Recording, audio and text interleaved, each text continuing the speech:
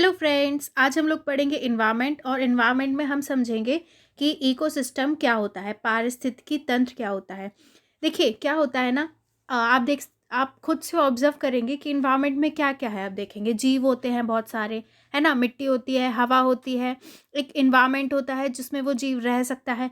तो क्या होता है ना, जीवों के समुदाय और साथ ही वह पर्यावरण जिसमें वे निवास करते हैं पारिस्थितिकी तंत्र या फिर इकोसिस्टम कहलाता है या पारितंत्र कहलाता है। ठीक है, तो देखो क्या होता है ना, जीव होते हैं तो जीव अकेला नहीं रह सकता है, वो एक समुदाय में रहता है। ठीक है, उसके बाद और जीव होते हैं। तो क्या होता है, जीव क्या होता है, आप मतलब ये बहुत ईजी है समझने में। बस आपको एक बार अच्छे से समझ में आ जाए कि होता क्या है इकोसिस्टम, तो आपको इसकी डेफिनेशन बहुत ईजी लगेगी। एकदम से वैसे दिमाग में नहीं आती है। तो देखिए, आप खुद से सोचिए आसपास क्या होता है। तो देखिए, जीवों के समुदाय, मतलब जीवों का जो समुदाय होता है और जिस पर्यावरण में वो रहते हैं, जैसे मछली जल में रहती है, ठीक है, पक्षी आसमान में रहते हैं, जहाँ पे वो रहते हैं, जिस इन्वायरमेंट में रहते हैं। ठीक है, या फिर मतलब बहुत ज़्यादा वहाँ गर्मी है, सर्दी है, तो जिस तरीके के पर्यावरण में रहते हैं उसको ही हम इकोसिस्टम कहते हैं। जीवों का समुदाय जहाँ रहता है, ठीक है, जिस पर्यावरण में निवास करता है, उसको हम इकोसिस्टम कहते हैं। ठीक है, पारिस्थितिकी विज्ञान के जनक कहे जाने वाले ओडम के शब्दों में जैविक समुदाय और अजैविक घटकों के अंतर संबंधों से निर्मित संरचनात्मक एवं क्रियात्मक इकाई को पारिस्थितिकी तंत्र कहते हैं। तो देखिए, पारिस्थितिकी विज्ञान के जनक कौन थे? ओडम। उन्होंने कैसी डेफिनेशन दी थी? उन्होंने अपनी डेफिनेशन दी थी कि जो जैविक समुदाय होता है ना, जो जीवित है, जो भी जानवर हैं, इंसेक्ट्स हैं वो, और अजैविक घटक जैसे कि वायु है, मृदा है, जल है, इनके बीच जो अंतर संबंध होता है, जैसे हम सांस लेते हैं, हवा अंदर लेते हैं, ठीक है, इनके बीच जो भी अंतर संबंध होता है, उससे जो संरचनात्मक और क्रियात्मक इकाई बनती है, उसको हम पारिस्थितिकी तंत्र कहते हैं। ठीक है, मतलब मैं आपको काफ़ी इजी समझाने की कोशिश कर रही हूँ। आई होप आपको समझ में आ रहा होगा। अगर आपको कोई डाउट है तो आप पूछ सकते हैं।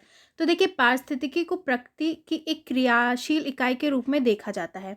तो देखिए, ये कोई ऐसी इकाई नहीं है जो मतलब स्थिर है, ये एक क्रियाशील इकाई है ना, कंटिन्यू बदल रही है। तो पारितंत्र को प्रकृति की एक क्रियाशील इकाई के रूप में देखा जाता है, जहाँ जीवधारी आपस में और आसपास के भौतिक पर्यावरण के साथ परस्पर क्रिया करते हैं। तो जो जीवधारी वहाँ पर होते हैं, जो भी जानवर होते हैं, जंतु होते हैं, वो क्या करते हैं, एक तो आपस में और आसपास के जो भौतिक पर्यावरण होता है उसके साथ परस्पर क्रिया करते हैं, कार्य करते हैं।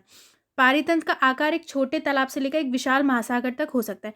देखिए, एक छोटे तालाब में मेढक हो सकते हैं, पेड़ पौधे छोटे वाले हो सकते हैं, ठीक है, छोटी मछली हो सकती है। तो एक छोटा तालाब भी हो सकता है एक इकोसिस्टम, और एक बहुत बड़ा ओशन जहाँ पे इतनी सारी फिश हैं, वो भी एक क्या हो सकता है, एक इकोसिस्टम हो सकता है। तो इकोसिस्टम मतलब जहाँ पर जीव रह रहा है और पर्यावरण के साथ क्या क्रिया कर रहा है। अब देखेंगे पारिस्थितिकी क्या होता है। इकोलॉजी, जीवों के आपसी संबंधों और पर्यावरण के बीच उनके संबंधों का वैज्ञानिक अध्ययन पारिस्थितिकी इकोलॉजी कहलाता है। तो देखिए, एक ही आपको डेफिनेशन हर चीज़ के लिए याद रखनी है। जीवों का जो आपसी संबंध होता है, ठीक है, और मतलब जो उनका आपस में रिलेशन होता है कि वो मतलब एक दूसरे को खाते हैं तभी जीवित रहते हैं, ठीक है, और जीव हो तभी वो जिंदा रह सकते हैं, आगे की उनकी जनरेशन बढ़ेगी। तो जीवों का जो आपसी संबंध होता है और पर्यावरण के बीच जो उनका संबंध होता है, उसका उसका वैज्ञानिक अध्ययन को हम कहते हैं इकोलॉजी, पारिस्थितिकी। ठीक है, यह शब्द ग्रीक भाषा के दो शब्दों ओकोस तथा घर, मतलब जो ग्रीक भाषा के दो शब्द थे, ओकोस और लोगोस। ओकोस का मतलब था घर और लोगोस का मतलब था अध्ययन, से मिलकर बना होता है। यानी हम घर का अध्ययन कर रहे हैं, जहाँ जीव जिस घर में रह रहे हैं हम उसका अध्ययन कर रहे हैं। देखिए, इन्वायरमेंट में हम क्या देखेंगे, अगर आप सोचें कि हम इन्वायरमेंट में क्या पढ़ेंगे, तो हम यही तो पढ़ेंगे कि जीव कहाँ रह रहा है, किस वातावरण में रह रहा है, क्या कर रहा है। वही एक तरीके से इकोलॉजी है। इस शब्द के प्रथम प्रयोग अर्नेस्ट हैकल ने किया था। अब अगर आप स्टेट पीसीएस के एग्जाम देते हैं तो ये वाले फैक्ट्स पूछ ले जाते हैं कि इस शब्द का प्रयोग किसने किया, तो आपको याद रखना है। आईएएस में ऐसा नहीं पूछेंगे कि किसने वर्ड दिया, ये सब नहीं पूछेंगे।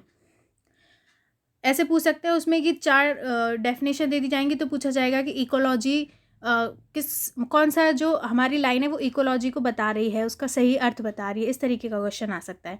तो देखिए, पारिस्थितिकी को पारितंत्रों की संरचना तथा क्रिया के रूप में भी परिभाषित किया जाता है। ठीक है, पारिस्थितिकी को हम कैसे डिफाइन कर सकते हैं कि पारितंत्रों की संरचना कैसी है और कौन सी क्रिया है, ठीक है, कौन सी क्रिया वो आपस में कर रहे हैं, इस रूप में भी उनको हम परिभाषित कर सकते हैं। भारतीय पारिस्थितिकीविद रामदेव मिश्रा ने पारिस्थितिकी को संरचना, क्रियाओं और कारकों के अंतर्क्रिया के रूप में परिभाषित किया। अब देखिए, अलग अलग जो होते हैं पारिस्थितिकीविद, वो उसकी अलग अलग डेफिनेशन देते हैं। तो इन्होंने जो थे, इन्होंने कहा संरचना, क्रिया और कारकों की अंतरक्रिया जो होती है उसको कहते हैं पारिस्थितिकी। एक अन्य परिभाषा के अनुसार पारिस्थितिकी उन अंतरक्रियाओं का वैज्ञानिक अध्ययन है जो जीवों के वितरण और बाहुल्य का निर्धारण करते हैं।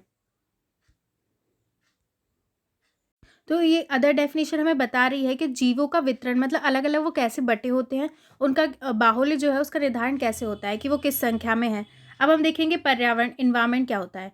तो देखिए इन्वायरमेंट, तो आप सबको पता है इन्वायरमेंट क्या होता है, जो हमारे आसपास है वो इन्वायरमेंट है। तो जीवों के चारों ओर को घेरने वाला या प्रभावित करने वाला जैविक और अजैविक कारक पर्यावरण कहलाता है। मतलब हम एक, मान लीजिए हम एक जीव है, तो हमारे चारों ओर घेरने वाले जितने भी जीव जंतु हैं, ठीक है, जितने भी अजैविक कारक है, मैंने आपको बताया वायु, जल, मृदा, वो सब है, वो सब क्या हमारे चारों ओर वो मिलके कहलाएंगे पर्यावरण। पर्यावरण गतिशील होता है, ये स्थिर नहीं होता है, ये लगातार पर्यावरण बदलता रहता है।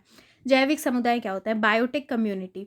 देखिए यही सारी डेफिनेशंस आती हैं, हमें समझनी है क्या होती है। अगर आप मेंस आंसर राइटिंग भी करेंगे तो आप अच्छे से लिख पाएंगे अगर आप इनको अच्छे से समझ लेते हैं। जैविक समुदाय, बायोटिक कम्युनिटी क्या होता है, विभिन्न प्रजातियों को जनसंख्या जो एक ही क्षेत्र में रहती है। देखिए जितनी भी विभिन्न टाइप की प्रजातियां मिलती हैं हमें, उनकी जो जनसंख्या होती है जो एक ही क्षेत्र में रहती है और क्या करती है, एक दूसरे से परस्पर क्रिया करती है, उसे जैविक समुदाय कहते हैं। मतलब एक मान लीजिए जंगल है, जंगल में जितने टाइप के जानवर रह रहे हैं, एक दूसरे से परस्पर क्रिया कर रहे हैं, तो वो हम एक जैविक समुदाय है, ठीक है। एक बायोटिक कम्युनिटी है।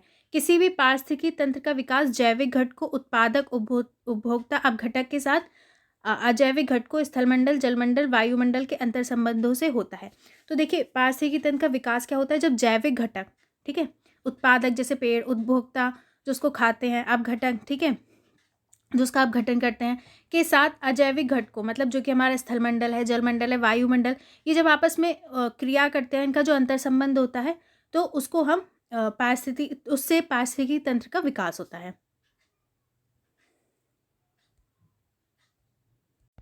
अब देखेंगे हम फ्रेंड्स बायोम क्या होता है, ठीक है। यही सारी कभी डेफिनेशन पूछ ली जाती है, प्री में भी पूछा जा सकता है बायोम क्या होता है। तो अगर आपको अच्छे से डेफिनेशन पता है क्या होता है तो आप बता पाएंगे।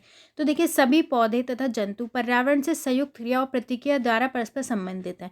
देखिए कोई भी पौधा या जंतु अकेला नहीं रह सकता है, वो क्या करता है, आपस में रहते हैं, क्रिया करते हैं, प्रतिक्रिया करते हैं और एक दूसरे से संबंधित होते हैं। समान जलवायविक स्थितियों में भी कुछ समुदाय चरमावस्था में, क्लाइमेक्स स्टेज में पहुंचते हैं। देखिए क्या होता है ना, जैसे कि बहुत सारे जीव हैं, तो कुछ जीव जो है वो लंबे टाइम तक जिंदा रह पाएंगे, ठीक है, पर्यावरण में वो अपने लिए फाइट कर पाएंगे और शेष अनुक्रमक सक्सेशन को विभिन्न अवस्थाओं में एक साथ विकसित हो सकते हैं। तो क्या होता है, मान लीजिए कोई जगह है, वहाँ पे कोई नहीं है, तो पहले बहुत आसान उसमें समझाती हूँ, पहले काई आएगी वहाँ पर, फिर छोटे जीव जंतु आएंगे, फिर बड़े जीव जंतु आएंगे, तो उनमें से जो ज़्यादा स्ट्रांग होगा वो रह पाएगा। तो क्या होता है, जब सक्सेशन की क्रिया होती है तो उसमें विभिन्न अवस्थाओं में क्या होता है, बहुत सारे जीव जो है एक साथ भी विकसित हो सकते हैं। एक क्षेत्र में अनेक समुदाय का ये जाल ही बायोम कहलाता है।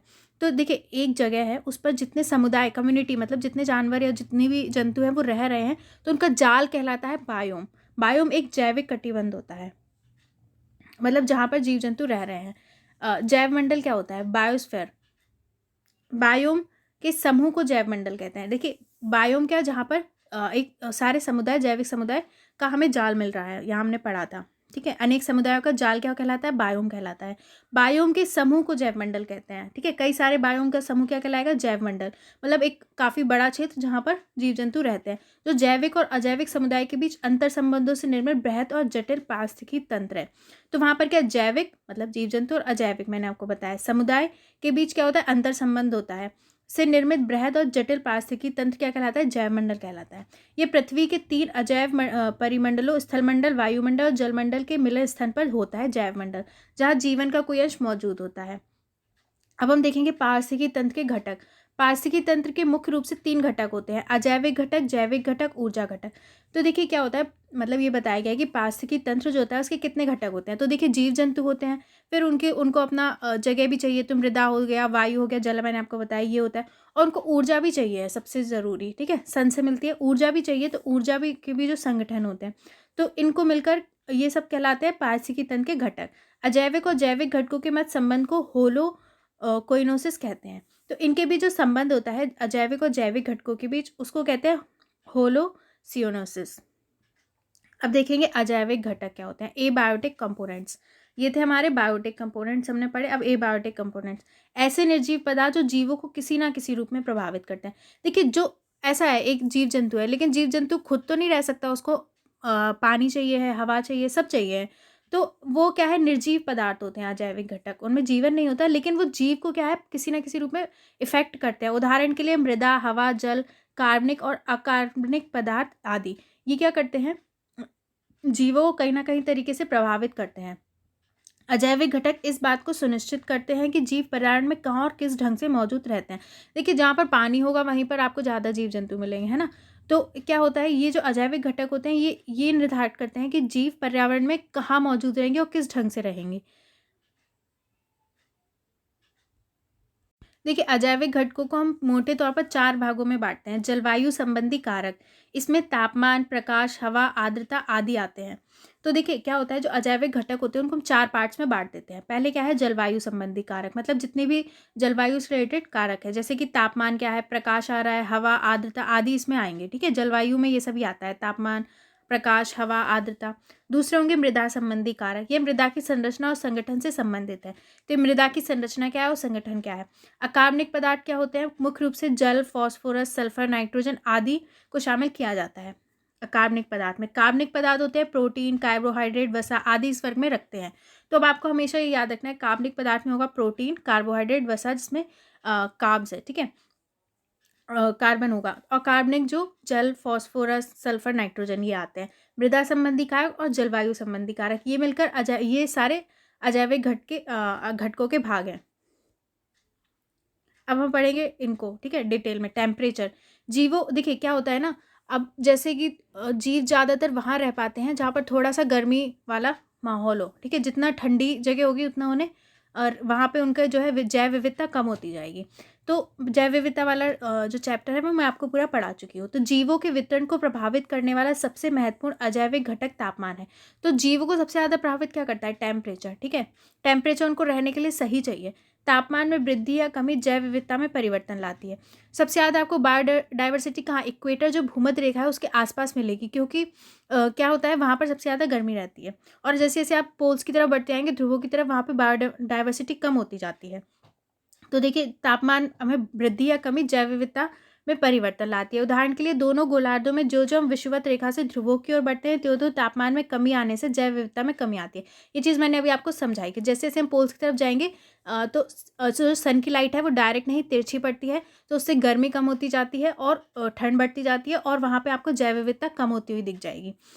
और अगर आपको ये नहीं समझ में आ रहा है, तो मैं ज्योग्राफी के जो वीडियोस डाले हैं उनको अच्छे से देखिए, तो आपको ये चीज़ समझ में आ जाएगी। इसी तरह पहाड़ों पर ऊंचाई बढ़ने के साथ और समुद्र में गहराई बढ़ने के साथ तापमान में आने वाली कमी, देखिए जब हम पहाड़ों पे ऊपर जाते हैं तो ठंड होने लगती है, और या फिर समुद्र में गहराई पे जाते हैं तो तापमान में आने, जो टेम्परेचर में जो कमी आती है, उससे क्या होता है, जो जैव विविधता, बायोडाइवर्सिटी है, वो कम होने लगती है।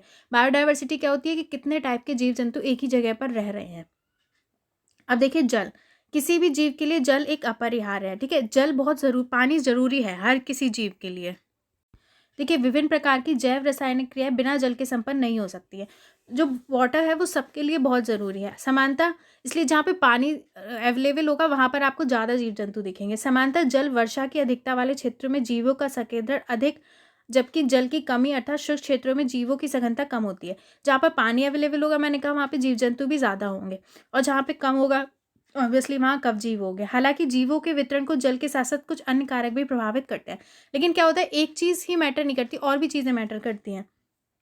अब वायुमंडल क्या है, देखिए, हम सबको हवा चाहिए, है ना, सांस लेने के लिए, तो वो भी इम्पॉर्टेंट है। पृथ्वी पर जीवन इसलिए है क्योंकि जीवों के अस्तित्व के लिए आवश्यक वायु यहाँ मौजूद है। सबको पता है, वायु विभिन्न गैसों का मिश्रण है। वायु क्या है, विभिन्न गैसों का मिश्रण है, जिसमें लगभग 78% नाइट्रोजन, 21% ऑक्सीजन, 0.03% कार्बन डाइऑक्साइड और शेष अन्य गैसें हैं। एक बार एक पीसीएस एग्जाम में, शायद एमपीपीसीएस में, ये परसेंटेज पूछा था कार्बन डाइऑक्साइड का, तो 0.03%। मतलब अगर आप स्टेट पीसीएस दे रहे हैं तो आपको हर चीज़ मतलब फैक्ट वाली भी आपको याद रखनी है। अब देखिए, मृदा, सॉइल, मृदा स्थलीय जीवों को न केवल आवास प्रदान करती है, बल्कि पौधों को पोषक तत्व और जल प्रदान करती है।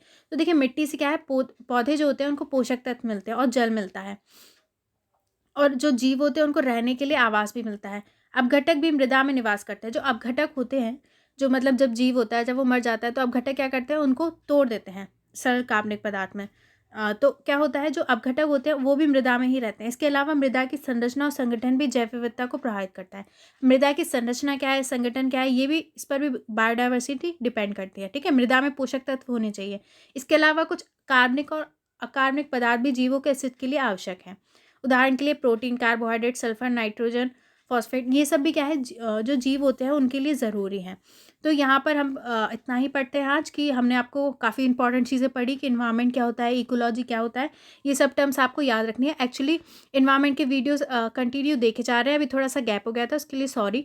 तो इसलिए मैं पहला वीडियो दोबारा से इन्वायरमेंट का ही डाला है। हम अपने सब्जेक्ट्स पूरे करेंगे, डोंट वरी। और अगर आपको पसंद आ रहे हैं तो लाइक, कमेंट, शेयर, सब्सक्राइब ज़रूर करिए, ताकि थोड़ा मोटिवेशन मिले और आगे भी कंटिन्यू मैं करती रहूँ। Thank you.